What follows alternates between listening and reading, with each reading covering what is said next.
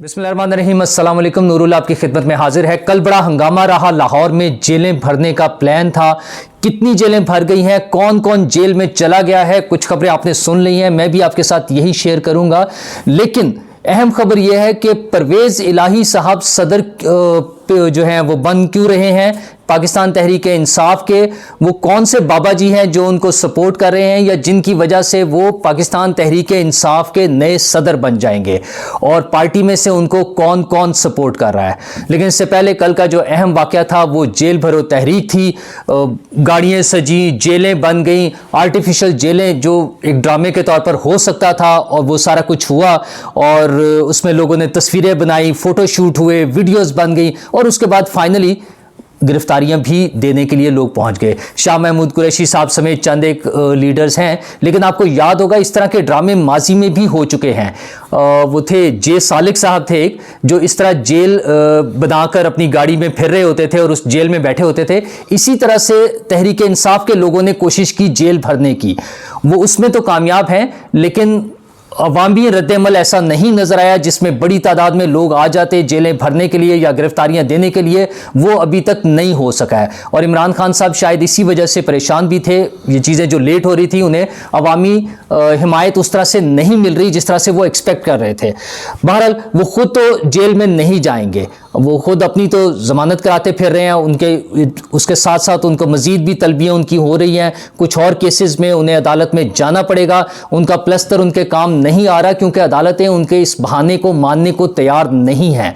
वैसे तो अगर वो जेल चले जाएं तो उन्हें एक गुंजाइश ये मिल सकती है कि खुद ब खुद वॉलंटियर करके, जो जेल भरो तहरीक के हवाले से वो कहते हैं, तो वो जेल में चले जाएं और वो कहें जी मैं तो पहले ही जेल में आ गया हूँ। लेकिन ऐसा नहीं होगा। ये उनके केसेस अपने मंतकी अंजाम की तरफ जाएंगे। उनके जो सज़ाएं होनी है, उनकी नाअहली जो होनी है, जो मुख्तलिफ केसेस हैं जिसमें ख़ास तौर पे तोशा खाना केस है, फॉरेन फंडिंग केस है, और उनकी बेटी का केस है, तो ये सारे केसेस उन्हें भुगतने पड़ेंगे।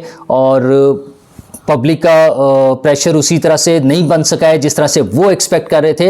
हुकूमत के लिए एक मौका है कि जेन्युइन तरीके से उसको लेकर चलें उनके केसेस को, और जो उनकी अपनी कशमकश है उनके दरमियान के, उन्हें नहीं समझ आती कुछ केसेस, कुछ लीडर्स को वो उसमें डाउटफुल रहते हैं कि इन्हें गिरफ्तार करना है या नहीं करना। उस हिसाब से, उस हवाले से वो अपनी पॉलिसी क्लियर करें।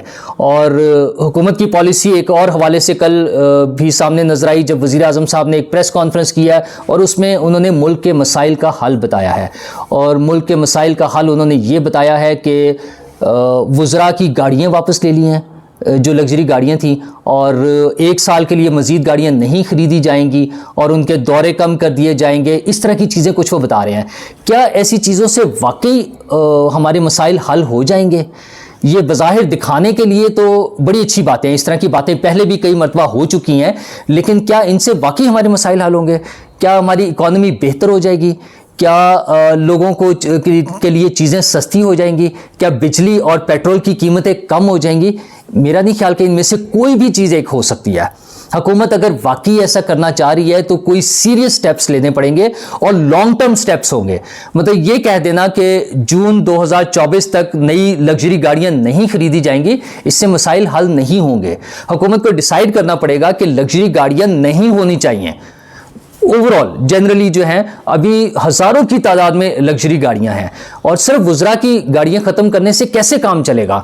हम अपनी कोर्ट्स के लिए, हाई कोर्ट, सुप्रीम कोर्ट, हमारे जजेस के लिए और सीनियर ऑफिसर्स के लिए हर साल सैकड़ों नई गाड़ियां, लग्जरी गाड़ियां आ जाती हैं। तो उन सब के साथ, उनको सबको साथ लेकर चलते हुए किस तरह मुमकिन है कि ये हमारे मसाइल हल हो जाएं? फिर हमारे वफाकी वजीर खुद जब ये बैठकर बताते हैं कि 200 गोल्फ क्लब चल रहे हैं जिसमें हुकूमत की तरफ से सब्सिडी मिल रही है, तो अगर वो सारी चीज़ें मैनेज नहीं होंगी तो कैसे ये मुमकिन होगा कि हम ऑस्टेरिटी के हवाले से कुछ काम कर सकें और हमारे मुल्क के इकोनॉमी के मसाइल लॉन्ग टर्म बेसिस पे हल हो सकें? अच्छा, लोगों को, हमारे बेशुमार ऑफिसर्स, हमारे जजेस, रिटायर्ड जजेस, जिनको लाखों यूनिट्स बिजली के फ्री मिल रहे हैं, टेलीफोन के बिल है, बिजली, पानी का बिल है, गैस के बिल है, ये सारी चीज़ें जो फ्री मिल रही हैं, इसको कैसे मैनेज किया जाएगा? अच्छा, फिर बिजली में एक बड़ा इशू जो 2 दिन पहले भी डिस्कस हुआ कि लाइन लॉसेस और जो बिजली की चोरी है उसको कैसे मैनेज किया जाएगा, जब हमारे वफाकी वजीर खुद बैठकर ये बताते हैं कि 3,000 अरब की बिजली बनाकर 1500 अरब में हम बेच रहे हैं, तो वो 1500 अरब का जो डेफिसिट है वो कैसे कवर होगा। अच्छा, बिजली चोरी पकड़ना किसी आम आदमी का काम नहीं है, ये हुकूमत का काम है और उसमें मुख्तलिफ तरीके हैं। जब आपने डिस्कोज बना दिए हैं तो वहां पर हर डिस्को के हवाले से जो डिस्ट्रीब्यूशन कंपनी है वो रिस्पॉन्सिबल है उस एरिया की बिजली के लिए, और फिर प्रीपेड मीटर्स और दीगर कई ऐसे स्टेप्स हैं जिनके जरिए इन चीजों को मैनेज करना है। लेकिन सिर्फ ये दिखावे के लिए चंद एक बातें करके कि वुज़रा तनख्वाह नहीं लेंगे, वुज़रा मराहत नहीं लेंगे, अच्छी बात है ये एक स्टार्टिंग स्टेप के तौर पे, लेकिन हमें लॉन्ग टर्म पॉलिसी चाहिए और वो लॉन्ग टर्म पॉलिसी इस तरह के छोटे छोटे से स्टेप से और इस तरह की बातों से नहीं हो सकेगी।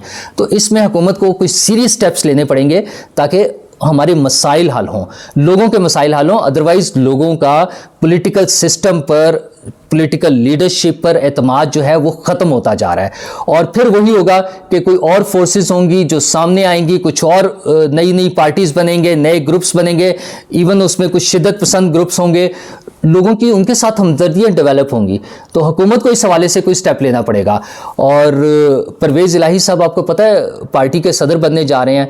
कल जब वो अनाउंसमेंट हुई थी, परसों बल्कि जब वो अनाउंसमेंट हुई, तो फवाद चौधरी साहब ने सिर्फ ये जिक्र किया, उसके बाद दीगर रहनुमाओं ने किसी ने इस हवाले से बात नहीं की। अगरचे शाह महमूद कुरैशी से ये सवाल भी हुआ लेकिन वो इस बात को गोल कर गए। तो उन्होंने अपना परवेज़ इलाही साहब ने तो अनाउंस कर दिया कि वो अपने 10 अराकीन के साथ, सूबाई असम्बली के जो 10 अराकीन थे उनके साथ वो आ गए हैं, पार्टी में आ गए हैं, पीटीआई में। उनके साहबजादे ने भी, मुन्नस इलाही साहब ने भी बयान दे दिया है कि हम अब इमरान खान साहब के साथ बाज़ाब्ता तौर पर आ गए हैं। अच्छा, पता नहीं बेज़ाब्ता क्या होता है, बहरहाल अब वो बाज़ाब्ता तौर पर पार्टी में चूँकि शामिल हो गए हैं, अपनी तरफ से उन्होंने पार्टी जम कर दी है, लेकिन चौधरी शुजात साहब ने उन्हें पार्टी से निकाल दिया है। परवेज़ इलाही साहब बड़े समझदार आदमी हैं और इस्टेब्लिशमेंट के साथ उनकी जो मोहब्बत है और जिस तरह से उनके ताल्लुकात थे, उस हवाले से ये एक अजीब सी बात लगती थी कि वो ऐसी पार्टी में क्यों जा रहे हैं जिसका मुस्तकबिल रोशन नज़र नहीं आ रहा था। तो उस हवाले से पता ये चल रहा है कि ये भी एक बाबा जी का कमाल है। एक बुज़ुर्ग हैं, पीर साहब हैं, और आपको पता है कि हमारा पिछला जो एक लंबा अरसा गुजरा है पीटीआई का, हुकूमत में आने तक, उससे पहले भी और हुकूमत में आने के बाद भी, वो रूहानी मामलात पर चलता रहा है। तो उसी हवाले से परवेज़ इलाही साहब का भी मामला कुछ रूहानी ताल्लुकात की वजह से ही नज़र आ रहा है। उनके एक बुज़ुर्ग हैं, उनके पीर साहब हैं जो लाहौर में रहते हैं और बड़े पहुँचे हुए पीर हैं, पीर तो होते ही पहुँचे हुए हैं, और उनका ख़ास रूहानी ताल्लुक़ जो है वो बुशरा बीबी से भी है, वो बुशरा बीबी के भी पीरों में शामिल है। तो ये सबसे बड़ा एडवांटेज है। और आपको याद होगा हमारे जो उस्मान बुज़दार साहब थे वो किस तरह से बन गए थे। फिर कुछ और जगहों पर जब तैनातियाँ हुई, कुछ नॉमिनेशंस होती थी पीटीआई की तरफ से, तो उसमें भी नाम आते थे कि ये कुछ रूहानी मामलात के हवाले से बुशरा बीबी नाम देती थी। तो परवेज़ इलाही साहब के जो बुज़ुर्ग हैं, जो पीर हैं, जो लाहौर में रहते हैं, लाहौर में वो रायविंड के इलाके में रहते हैं, कहते हैं बड़े बड़े से 3 घर हैं और एक जैसे घर बने हुए हैं, उनमें से एक घर जो उनके मुरीदैन के ही हैं, उन्होंने उसमें पीर साहब को रखा हुआ है।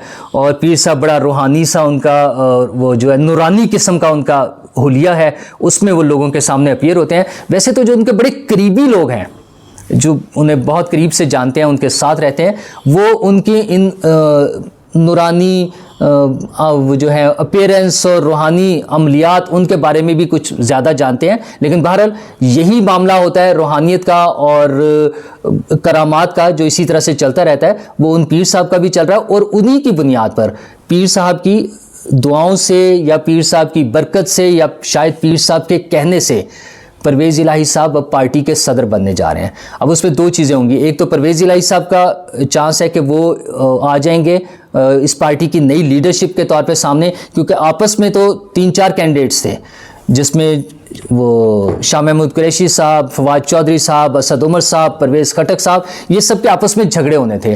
तो अब मुमकिन तौर पर एक नए कैंडिडेट के सूरत में सब इसको एक्सेप्ट कर लेंगे। और ये हमने देख भी लिया कि शाह महमूद कुरैशी साहब ने भी इस पर कोई रेजिस्टेंस या कोई ऐसा नेगेटिव चीज़ नहीं शो की। हाँ, फवाद चौधरी साहब ने तो खुलकर बताया कि वो हमारे पार्टी के सदर होंगे।